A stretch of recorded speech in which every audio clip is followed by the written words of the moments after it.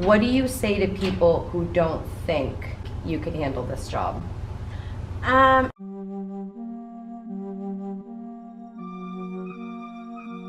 Like, I never really tell, like, I've done a lot of interviews, I really never shared this side of my story, like exactly the hardships that, I always talk about the challenges that we faced in America, but really never back home in Somalia.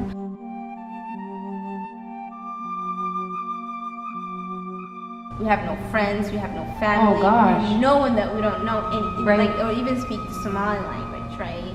Nothing. It was completely strange for us, completely foreign, but we had no way to communicate with the outside world. Right. And no one ever came for us. Like, we were completely forgotten. We were really scared for her life and for her safety. You know, every day we advise her mom, don't go outside. She says, I'm really scared, like someone is gonna eat my kid. Like, I'm really scared for your safety. She would go outside week after week, and it felt like forever. What I can remember is being sick in that camp. I was malnutrition. I was those little kids in the, like you would see in the TVs, commercials. with a big stomach and like tiny little legs. That was me. I can't believe out of that story Yeah. that I'm in front of somebody that is such a survivor. I cannot believe that. No one ever came for us.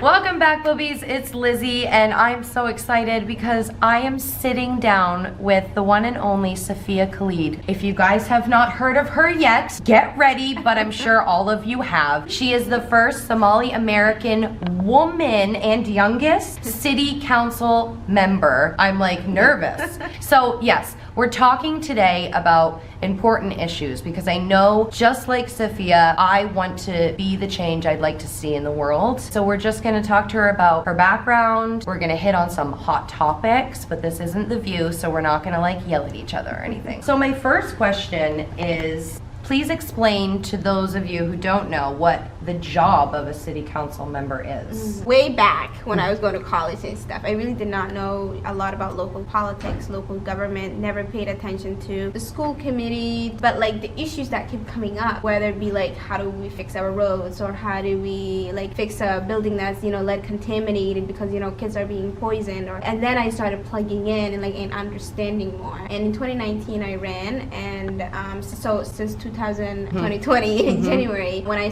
got my swear-in ceremony, I started learning about like city council, and especially now since, you know, I've been behind the podium and you know, actually like looking into policies. What a lot of it is about like infrastructure, what that makes our city vibrant, attractive, right, to young people, to all people, right, building our economy, supporting small businesses, right. So that's what city council does. So it started with this passion, right? That's just it. like you were like, day, I don't know if I like that. Exactly. Like my car, its tire got really damaged now because of a road I went by. Right. Like how should I fix that? You did something about it. Okay, so we covered what the job of city council woman is. What do you say to people who don't think or didn't think you could handle this job?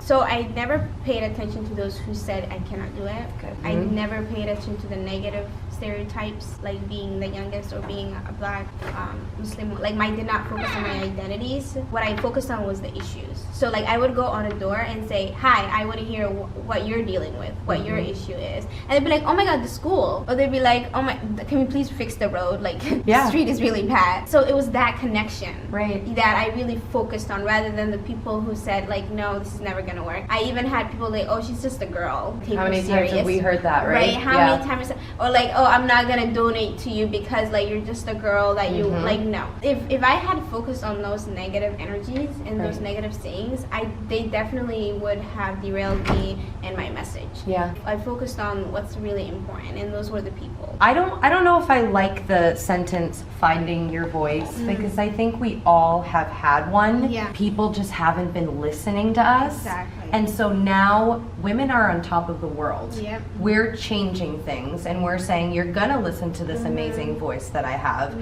You're not gonna tear me down, and I'm not gonna listen to the negative. What you're doing, which is so incredible, is you're just focusing on what needs to be done and how can I fix this. Exactly. So you arrived in Maine when you were 7 years old and you were a refugee. Yeah. Do you remember much from that? Yeah, so I came to the United States with my family and I, more than a decade ago at the age of 7. At the age of 3, when I was 3, we fled from our home country because of the Civil War and because of violence. So we traveled on foot for months to Kenya, to the refugee camp, and I was 3 years old. So what I can personally remember from that travel was being on camels, back and riding and drinking camel milk and all of that. You can remember that? It's very vivid for me. That's what I can remember. The other thing I can remember was me traveling and the conditions and stuff.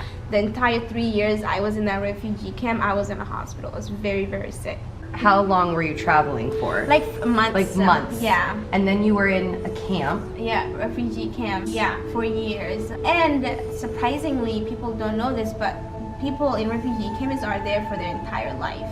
Right, for 20 years, for 30 years. Some never so get out. So you were lucky. I was very lucky. My family were very, very lucky. Why don't they get out? Oh, it's just a process. It's a process whether from a broken system. Right, yeah.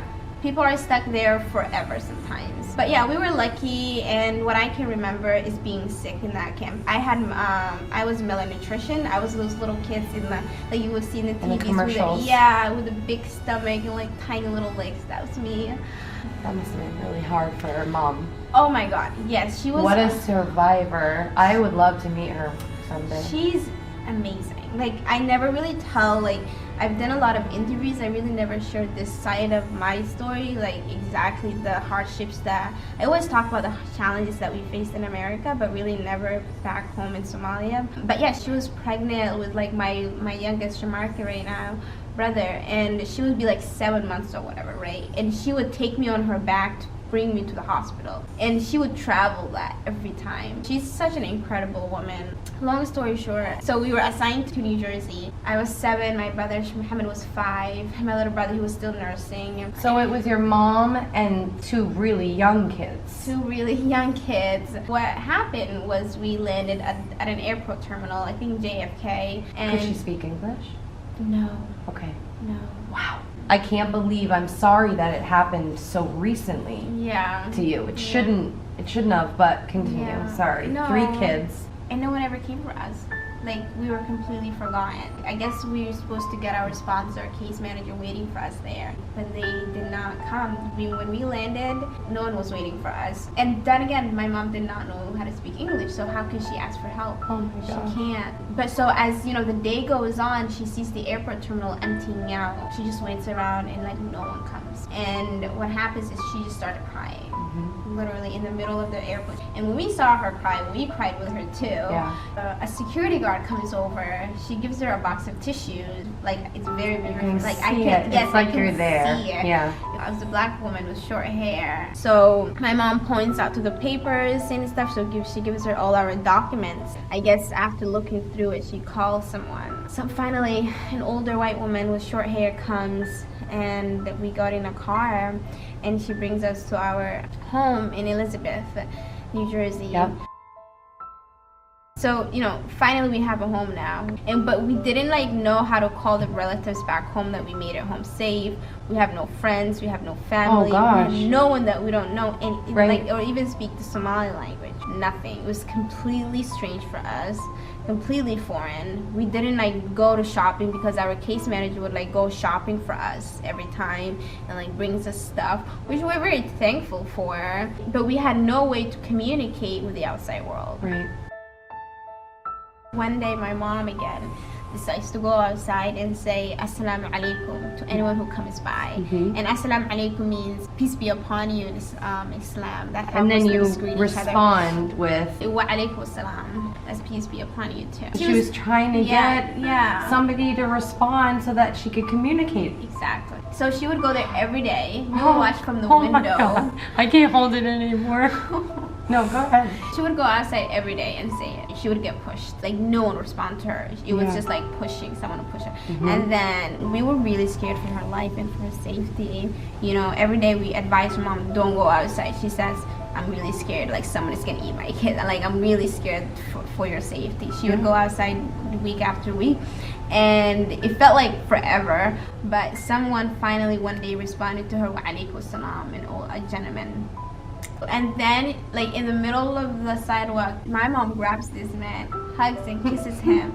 In the middle of the sidewalk, they just claps and like hold each other. Yeah. And he embraced her too. It was such a beautiful sight. She brings him inside. We hug him and embrace him too. He doesn't speak Somali though. Right. He speaks Arabic. Right. He's from Algeria. Oh my gosh. And so But just that human connection that she needed, like that finally thirst got for it. that sense of recognition and familiarity. Right. That I'm not is alone. Hope. Exactly. If there's hope. Exactly. But the next day he brings a Somali family from New York City. And that's how they tell us that we were in this state called New Jersey. You didn't even know where you were? No, we didn't. We didn't know the city. We didn't know what we were learning in school. We were learning French. We didn't know what area, neighborhood we were in. We didn't know the food we were eating. It was like being on an alien planet. Yeah, imagine you were gotten from your home country, brought to a new different world that you didn't even know anything. No, you can't understand anything. I mean, we were kids, but my mom was like terrified. Right.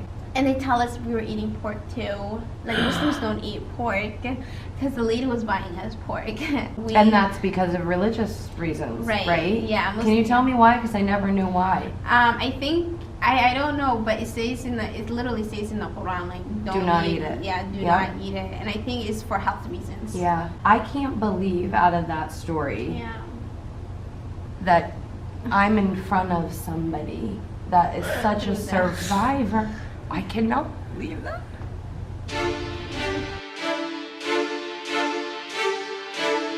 I have no words for what just happened. Let's talk about online trolls. I know. UN campaigns by knocking doors and canvassing and talking to real people and having real conversations, not responding to trolls online. Yes. And honestly, for all the little boys and all the little girls, you have a place in this world, that this is your home, this is your country, and we all need to take part of its betterment. I think our message could be heard a little louder and a little clearer if we were on Ellen DeGeneres. Don't you, Ellen DeGeneres? Okay. I approve that message. We're gonna change the world. And Ellen, call us. Call us, Ellen. We could cover the homeless youth project. Yeah. What matters to you? Right. What do you want to see changed in the city? Right? You've lived here for generations. What is not working for you? Right. I want to be the change I'd like to see in the world.